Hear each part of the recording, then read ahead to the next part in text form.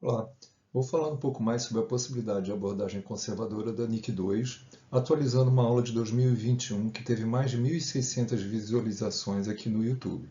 Pretendo reforçar as evidências de que muitas das pacientes com diagnóstico de NIC2 podem ficar sem tratamento e trazer recomendações de segmento.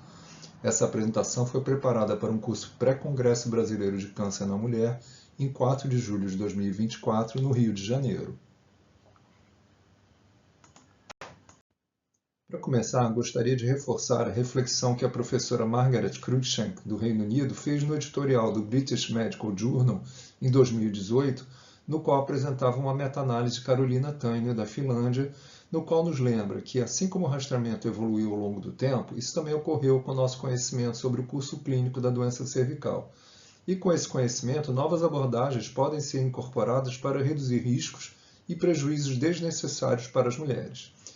Ela nos lembra que, apesar de frequentemente qualificadas como lesões precursoras, as NIC podem ser melhor compreendidas como resultado de uma infecção viral, pelo HPV, com algum potencial de progressão para o câncer, mas que também podem regredir ou persistir como NIC, principalmente nos graus menos acentuados em mulheres mais jovens, nas quais o futuro reprodutivo é uma preocupação. Aproveito para acrescentar que há consenso nas várias diretrizes internacionais, assim como na brasileira, de que não se deve tratar mulheres com menos de 25 anos com NIC2. O que pretendo mostrar aqui é que nem todas as mulheres com mais de 25 anos com NIC2 necessitam tratamento, e tentarei apontar em quais situações o tratamento me parece mais prudente. Esses são os resultados mais importantes da meta-análise mencionada por Maggie Cruikshank em seu editorial. Esses autores reuniram evidências dos estudos que avaliaram o curso clínico de lesões biopsiadas com diagnóstico de NIC2 ao longo do tempo.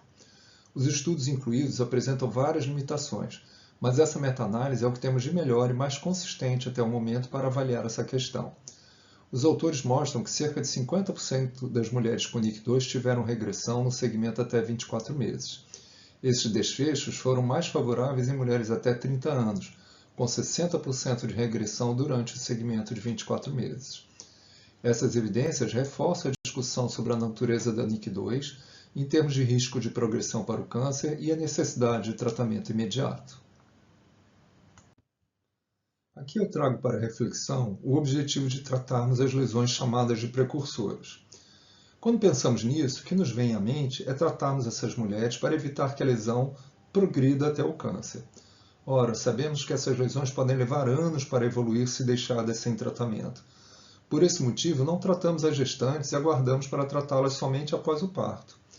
Afirmo aqui que o primeiro objetivo do tratamento é assegurar a inexistência de câncer inicial, não suspeitado pela citologia ou pela colposcopia e não detectado pela biópsia dirigida. É por isso também que preferimos os tratamentos excisionais. Com eles, temos a confirmação diagnóstica de que não há câncer e podemos considerar que o tratamento foi suficiente para tratar a doença. É fato que deixar uma lesão precursora sem tratamento implica em algum risco de deixarmos evoluir uma doença invasiva que falhamos em diagnosticar. O desafio é identificar mulheres em que é seguro deixar sem tratamento e tratar aquelas que merecem ser tratadas. Ou seja, a decisão de tratamento de mulheres com NIC2 não deve se basear apenas no grau de doença diagnosticado pela biópsia. Nesse mesmo estudo, os autores mostram a frequência de carcinoma não suspeitado previamente pela citologia ou a colposcopia em mulheres cuja biópsia de colo mostrou NIC2. Na soma das mulheres incluídas nos estudos selecionados, de 3.160 mulheres com biópsia com resultado de NIC2, 15 ou 0,5% tinham doença invasiva, sendo 13 microcarcinomas e 2 casos no estágio 1 a 2 ou pior. Na nossa realidade, fiz um levantamento num período de quase 30 anos no IFF Fiocruz, incluindo 378 mulheres com biópsia de NIC2 e tratadas excisionalmente. Apenas 3, ou menos de 1% dessas mulheres, tinham uma lesão invasiva não suspeitada previamente pela citologia ou pela colposcopia. Uma tinha um carcinoma microinvasor e sua citologia ainda utilizava a nomenclatura anterior, sugerindo uma lesão mais grave do que a biópsia. Outras 2 tinham doença invasiva, mas ambas tinham citologia sugestiva de câncer e zona de transformação tipo 3, ou seja, a junção escamocolunar não era completamente visível, o que limita o diagnóstico colposcópico. Com esses casos, ressalto a importância da discrepância entre a citologia e o diagnóstico da biópsia e a limitação imposta pela capacidade de visão total da junção escamocolunar. E o uso de biomarcadores pode contribuir para definir quais mulheres necessitam de tratamento? Existe uma recomendação do Colégio Americano de Patologistas que propõe recategorizar as lesões com diagnósticos de NIC2 para lesão de alto grau, quando presente o P16, e de baixo grau, quando esse biomarcador estiver ausente. Trata de uma proposta baseada apenas em conceitos fisiopatológicos e não baseada em evidências obtidas de pesquisa clínica. O P16 pode, de fato, auxiliar no diagnóstico de NIC2, pois esse diagnóstico apresenta uma concordância apenas moderada, mas questiona o seu valor na identificação de mulheres que necessitam de tratamento. Nesse estudo, podemos observar que todas as NIC2 positivas para o P16 persistiram ou progrediram, mas ele também esteve expresso na maioria das lesões que mostraram uma evolução favorável. Mais de 60% das lesões que tiveram marcação positiva para esse biomarcador apresentaram regressão parcial ou total. Por esse motivo, acredito que não devemos basear a decisão de tratamento apenas na presença desse biomarcador. Dessa forma, sabendo que há risco de presença de uma lesão de maior gravidade não suspeitada pela citologia e colposcopia, e considerando a maior probabilidade de regressão dessas lesões, quais mulheres com diagnóstico de NIC2 em biópsia necessitam de tratamento? Nessas mulheres, todas com resultado de biópsia mostrando NIC2, a junção escamocolunar é completamente visível na ectocerce ou no início do canal, configurando zonas de transformação tipos 1 ou 2. Os achados anormais são menores ou até entre maiores e menores, ou estão fora da zona de transformação. Nessa situação, há maior probabilidade do colposcopista biopsiar a área de maior gravidade e, portanto, não perder um diagnóstico mais relevante. São casos que, após a biópsia, frequentemente não vemos mais achados anormais e o segmento me parece uma alternativa segura. Já nessas outras mulheres, apesar da biópsia mostrar NIC2, não é possível assegurar a inexistência de uma lesão de maior relevância, pois a zona de transformação não é completamente visível.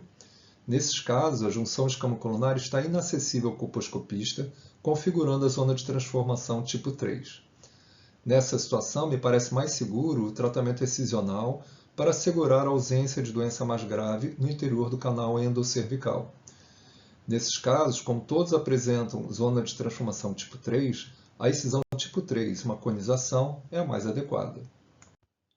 Já nesse exemplo, além de não ser possível visualizar toda a zona de transformação, os achados anormais são maiores e numa grande extensão, apontando para a possibilidade de doença de maior gravidade, pois, além de desnecessária, uma biópsia não poderá assegurar sua inexistência. Voltando à nossa editorialista do British Medical Journal, Cruikshank faz uma discussão sobre a decisão de seguir ou tratar mulheres com biópsia com resultado NIC2. São pontos que merecem a nossa reflexão e discussão com a mulher. Ela afirma que se a decisão for apenas de seguir sem tratamento, devemos ter um diagnóstico acurado, no qual seja muito baixo o risco de câncer não detectado, e aponta para as dificuldades de segmento, que pode ser o fator limitador dessa opção. Já na opção pelo tratamento, temos a vantagem de ter o diagnóstico de lesões mais graves, se presentes e não detectadas previamente. Em contrapartida, temos o risco de complicações imediatas, no caso de sangramento excessivo, ou tardias, como a infertilidade e o maior risco de parto prematuro. Faço aqui um resumo do que acredito ser aceitável para uma abordagem conservadora dessas mulheres. Em primeiro lugar, considerar o segmento apenas quando há um diagnóstico acurado e confiável, ou seja, a lesão é completamente visível, a colposcopia é compatível com a citologia e acreditamos que a biópsia é representativa da lesão. Isso ocorre geralmente em mulheres mais jovens. Essa abordagem é inaceitável nas mulheres em que a JEC não é completamente visível. Também devemos considerar o segmento se é preferência da mulher. E para essa discussão, devemos considerar a idade, o risco de câncer não detectado, a possibilidade de adesão ao segmento, que nem sempre será fácil, e o desejo de gestar. Penso que também podemos deixar sem tratamento as mulheres em que não há lesão residual evidente após a biópsia, o que reforça a recomendação de que os tratamentos excisionais sejam sempre realizados sob visão colposcópica. Relembro aqui também a possibilidade de tratamento destrutivo, que nos casos em que estamos seguros da inexistência de doença mais grave, em mulheres jovens e sem história prévia de neoplasia intraepitelial, é tão eficaz quanto os excisionais. Por fim, lembro que o P16 poderá ser muito útil em situações de dúvida diagnóstica, mas reforço que a decisão de tratamento exclusivamente baseada na sua expressão pode acarretar em sobretratamento de muitas mulheres. Meg Cruikshank, no mesmo editorial do British Medical Journal que mencionei ao início, chama a atenção para o fato de que os artigos incluídos na meta-análise de Tânio não fazerem o segmento de forma uniforme e, portanto, não é possível saber qual regime de segmento é o mais adequado para as mulheres deixadas sem tratamento. Da mesma forma, relata que não houve uniformidade entre os autores sobre qual o momento em que o segmento deveria ser interrompido e a mulher tratada. Ela ressalta que um segmento com frequentes visitas ao médico, com citologias, colposcopias e biópsias pode ser intolerável e pior do que um tratamento conservador. Prossegue afirmando que o regime de segmento a ser oferecido deve considerar os recursos disponíveis e refletir a preferência da mulher ou do médico assistente. Eu prefiro considerar a preferência de ambos, num consenso após informação qualificada, e ressalto que no caso de mulheres com mais de 30 anos que não possam fazer o segmento, o risco de 50% de progressão ou persistência justifica o tratamento imediato. Na ausência de recomendações nas diretrizes brasileiras para o segmento de mulheres com diagnóstico de NIC2 em biópsia, nas quais optamos por não tratar, sugiro que façamos como recomendado para mulheres até 24 anos que não devem ser tratadas ou quando há risco de lesão residual pós-tratamento excisional, como nas mulheres em que não observamos lesão residual após a biópsia. Nesses casos, a recomendação é de segmento citológico e colposcópico semestral por 2 anos, seguido de citologia anual até completar 5 anos. Com a possibilidade de uso de teste de HPV, podemos considerar seu alto valor preditivo negativo, ou seja, caso ausentes tipos oncogênicos, é extremamente improvável que ainda exista uma lesão precursora. Na diretriz da Organização Mundial da Saúde, mulheres tratadas devem ser seguidas com teste de HPV em 12 meses.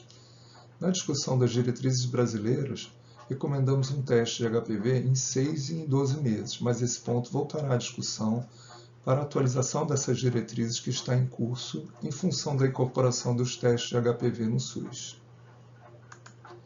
Durante o segmento, o tratamento estará recomendado na persistência de doença ou quando houver dúvida quanto à presença de lesão mais grave ou progressão da NIC2. Em síntese, como uma mensagem final, reforço que na maioria das vezes, pelo menos em jovens, a NIC2 tem grande possibilidade de regressão, raramente está associada a câncer e, portanto, devemos identificar quais mulheres podem ter uma abordagem conservadora e tomar essa decisão em conjunto com a mulher. Muito obrigado.